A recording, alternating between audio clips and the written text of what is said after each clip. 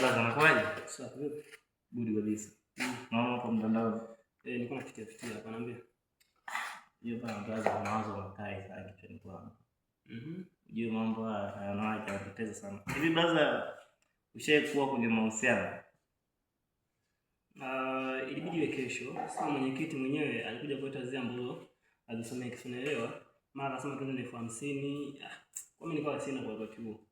Kwa sababu tu ile kesi niache tu iende kama walivyotaka wenyewe.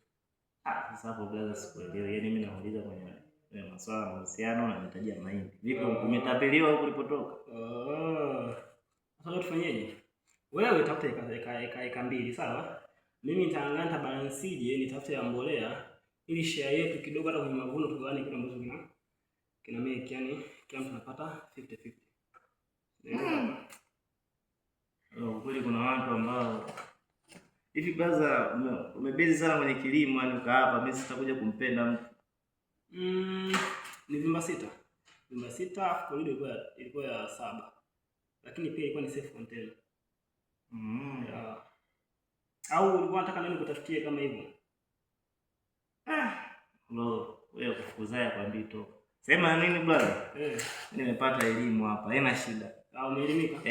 Ila kama kuna mpenzi amekuchangana kuja tunashauriana. Ndipo tunakuja hapa tunajibiana vitu ambavyo vieleweki. Hivyo tu, yani sio kwa ubaya. Basi tukutane kesho asubuhi basi ili tuweke sawa hilo. Okay, poa.